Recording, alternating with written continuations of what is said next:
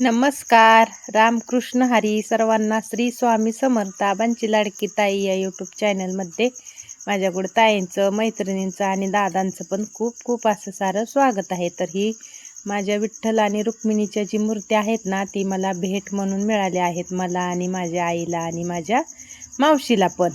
तर इथं ना म्हणलं चला आपण थोडंसं गोट्यात काम करतानाचा व्हिडिओ शेअर करूया. तर आज ना कॅमेरा थोडासा सेट केला आणि नंतर ना मग आमची ही चारच्या टायमिंगची लगबग आहे. तर म्हणलं ही चारचं थोडंसं रुटीन दाखवावं. तर शेण काढून गाय बांधून घेतल्या, गाय बांधून पेंड टाकली, बारली टाकली आणि एक एक पाटी सगळ्यांना वैरण टाकून घेतली आणि वैरण टाकून घेतल्यानंतर मग शेण उचलायचं आपलं काम चालू असतं. तर ही ना आपण गाडा आणलाय, मी व्हिडिओमध्ये दाखवलायच.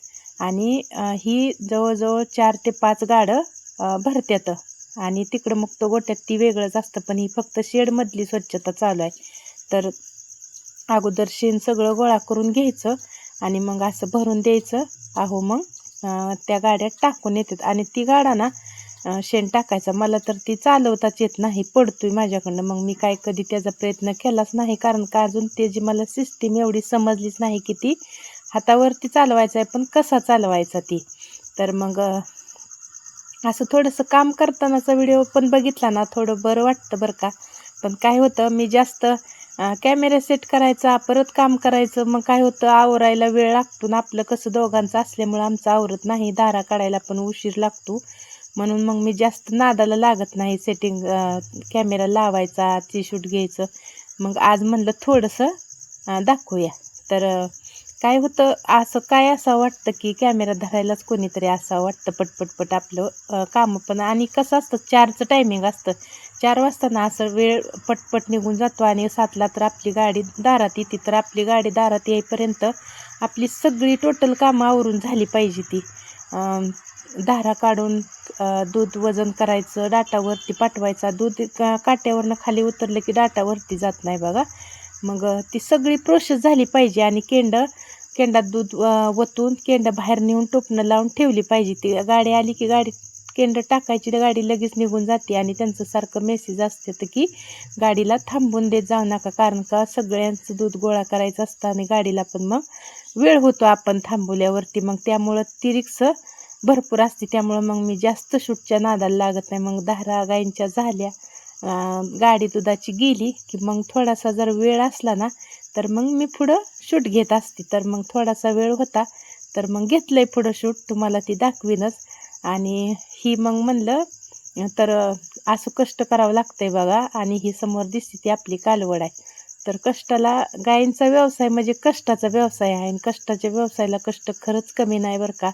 असं अक्षरशः सगळी कामं होऊन घरापर्यंत यायला ना हातपाय गळटून जातात. असं वाटतं आता काही करायला, स्वयंपाक करायला पण नको आणि खायला पण नको असं वाटतं. आणि आयतं असावं तर आयतं आपल्याला कोण देणार सांगा बरं तुम्ही. स्वयंपाक तर केलाच पाहिजे आणि स्वयंपाक केला तर मग आपल्याला जेवण मिळेल. तर ही ना मग अशा गाई शिफ्ट करून घेतले त्यांनी, कारण का पाऊस येतोय. पाऊस आल्यानंतर गायींना पण त्रास नको आणि आपल्याला पण त्रास नको. आणि असं शेण गोळा केलेलं अगोदरचं शूट आहे ही. तर इकडं पाठीमागं लागलंय. आणि ही माझी गाय जी दिसते ना समोर तुम्हाला, ती थोडीशी खराब दिसते बघा. ती आजारी होती, ती आता एकदम मस्त टकाटक झाली, छान झाली आहे. आणि ही असतं शेणाचं ढिगार. असं शेण अगोदर स्वच्छ करून घ्यायचं आणि मग नंतर भरत राहायचं परत. तरी एवढा पाऊस नाही बरं का, पाऊस कमीच आहे. जास्त पाऊसच नाही तरी एवढं हाल आहेत आणि एवढा त्रास आहे. तर पाऊस जास्त झाल्यावर मग काय होईल परिस्थिती. तर आता 1-2 दिवसात बघू, येईल मुरुम.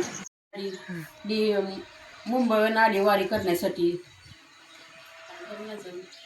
बरेच वर्ष झालं मी वारी करतो. आम्ही बहिणी तुम्ही जातो म्हणायचं ना. माझ्या बहिणीची मुलगी आहे, तिथून आम्ही वारी करतो. आम्ही पंढरपूरपर्यंत. आम्हाला खूप वारीची आवड आहे. आमच्या आईने वारी केली म्हणून आम्ही ती चालू केली. तर आम्हाला असंच प्रोत्साहन यावं आणि आमची वारी पूर्ण व्हावी, हीच आमची इच्छा आहे. वर्षी मी बोलले की माझ्या मुलाला मुलगा होऊ द्या, मी पेढे वाटीन. मी पेढे पण वाटले आणि मला अनुभव पण आला. तर माझ्या मोठ्या मुलाला पण मुलगा व्हावा ही माझी इच्छा आहे. ह्याच्यापेक्षा जास्त मी पेढे वाटीन. मला यंदा पांडुरंगाची मूर्ती पण शेगावमध्ये मिळाली भेट. आणि मग आम्हाला खूपच आनंद झाला आणि आमच्या डोळ्यातून मनानेच अश्रू गळायला लागले. तर वारी दरवर्षी अशीच घडावी हीच देवाची चरणी प्रार्थना आहे आमची. आणि मग आम्ही म्हणलं की आमची पूर्ण वारी झाली आणि अशीच वारी आमची घडावी. चला घरी जाऊ घेऊन वारी जाऊ घेऊन आपण रामकृष्ण हरी हरीची गाडी घरी घेऊन जाऊ आपण रामकृष्ण हरीची गाडी रामकृष्ण हरी. बरेच दिवस आम्ही वारी करतो. आम्हाला खूप खूप आनंद होतो. आणि आमची बहीण पण मुंबईवरनं येते. तिला तर कधी घराच्या बाहेर निघायचं माहीत नाही. घरी गाड्या बिड्या आहेत सगळ्या आहेत, पण तिला एवढी वारीची आवड होती की लोकांची माणसं बघून म्हणते आईनं आपल्या चालत केली, आपण पण करू, 4 दिवसाची तरी करू अगं. म्हणून ती तिकडून मुंबईवरनं येते. एवढं ऊन वारा पण म्हणते चल चल चल जाऊ आपण वारीला. मग आम्ही पण दोघे निघतो. आम्हाला पण एवढा आनंद होतो, खूप खूप खूप आनंद होतो ना. आम्हाला पण वाटतं ती कशी चालली, आपण पण चला चालत, आपण पण चला चालत. आम्ही पण थोडं चालतो, थकतो, थोडं बसतो, थोडं करतो. काय आपलं थोडं थोडं थोडं प्रयत्न करायचा. मी म्हणते तो घरात बसलेली बाई सावलीत बसलेली मुंबईला एवढी कशी गो बाई अशी करते. चल बाई थोडं करू, थोडं बसू, कशी होईल. तर एवढा आनंद झाला की आम्ही गेलो त्या गावाला. तर शेवगावामध्ये तर आम्हाला मूर्त्याच भेटल्या. कुशल म्हणते तुम्हाला मूर्ती ही लय दारा काढून झाल्या आणि गाई पण मोकळ्या सोडून दिल्या. आणि दिवस बघा असा पाठीमागं कसा दिसतोय. तर अंधार पडायला लागलाय बघा. आणि इकडं बघा गाई मोकळ्या सोडल्या ते आणि शिफ्ट केल्यात. हिथं जी होत्या ना कुंड्या ती सगळ्या तिकडं शेडमध्ये नेल्या त्या. आणि शेडमध्ये आता चांगलं वाटायला लागलं, म्हणजे पाऊस आला ना आपल्याला टेन्शन नाही. आणि चंद्राचं दर्शन बघा, पौर्णिमा जवळ आली ना त्यामुळं. तर म्हणलं चला आता थोडं टायमिंग आहे तर थोडासा व्हिडिओ घेऊया. तर आता आपली आजारी होती ना ती गाय पण नीट झाली बघा.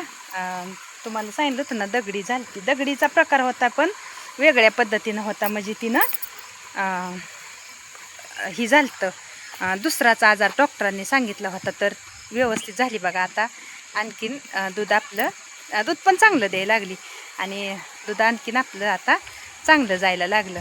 तर मला काल ना एक कमेंट आली की तुमचं व्हिडिओ ना मी बेळगाववरून पाहतो. तर मला खरंच नक्की सांगा तुम्ही कुठून कुठून पाहता, माझे व्हिडिओ कुठं कुठं पोचलेत. आणि खरंच मला एवढा मनापासून आनंद होतोय ना.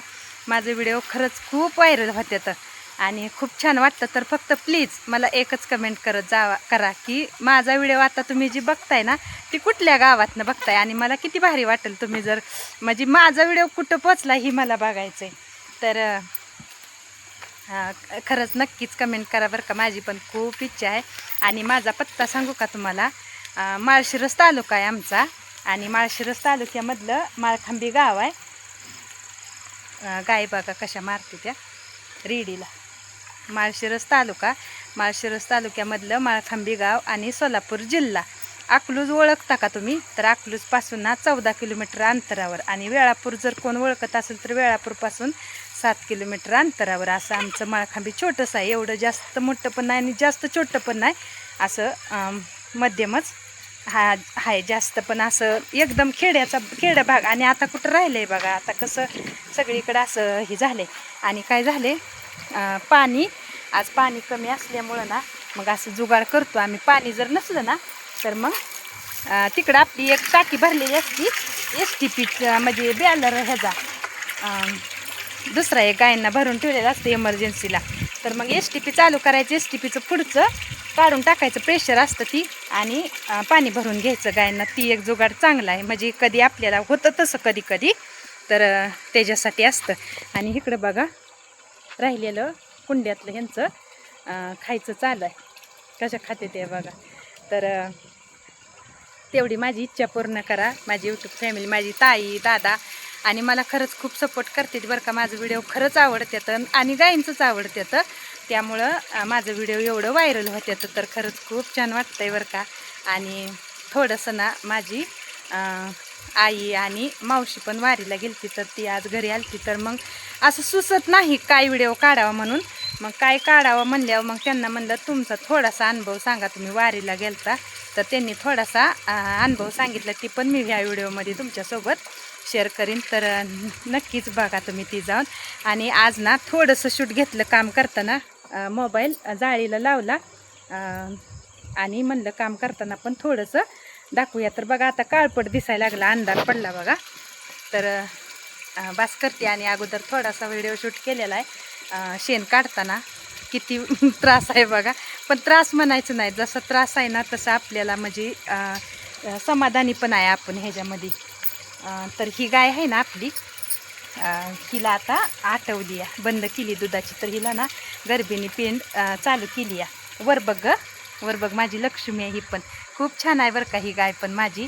आणि दुधाला पण एक नंबर आहे आणि गुण पण तिचं चांगलं आहे. असं म्हणजे स्वभाव, धाराला त्रास देत नाही, वैरण खाताना त्रास देत नाही, गाभण राहायला पण त्रास देत नाही, एक नंबर. त्यामुळे मला आवडते आणि तसं पाहिजे बघा. असं ना गायींना धार काढताना त्रास देऊ नये, परत असं गाभण राहायला त्रास देऊ नये आणि दूध पण भरपूर द्यावं अशी प्रत्येकाची इच्छा असते का नाही, माझी पण आहे इच्छा. तर मग तशी गाय असली की आपल्याला ती खूप मनापासून आवडती. आणि एखादी गाय जर धार काढताना खोड्या करत असेल, लाता घालत असेल, परत एखादी गाय जर दूध जास्त देत नसेल तर मग आपल्याला ती परवडत नाही का नाही, गाय सांभाळायला पण लॉस होतो बघा तिथं आपला. तर मग माझं तर तसं मत असतं. तर आता मला तशा थोड्या खराब म्हणजे कमी दूध देणाऱ्या आणि खोडकर गायी लागल्या त्या बरं का. तर तुम्हाला मी दाखवीन आता ती गाय खोड्या करणारी आतमध्ये शेडमध्ये. तर धार काढताना पण त्रास देते. आता इथं दिसत नाही, मी उद्याच्या व्हिडिओमध्ये खरंच तिला नक्कीच दाखवीन तुम्हाला. आणि काय व्हायला लागलं, अंधार पडायला लागला, काळपट दिसायला लागले. तर चला व्हिडिओचा इथंच एंड करते आणि सर्वांना माझा मनापासून श्री स्वामी समर्थ.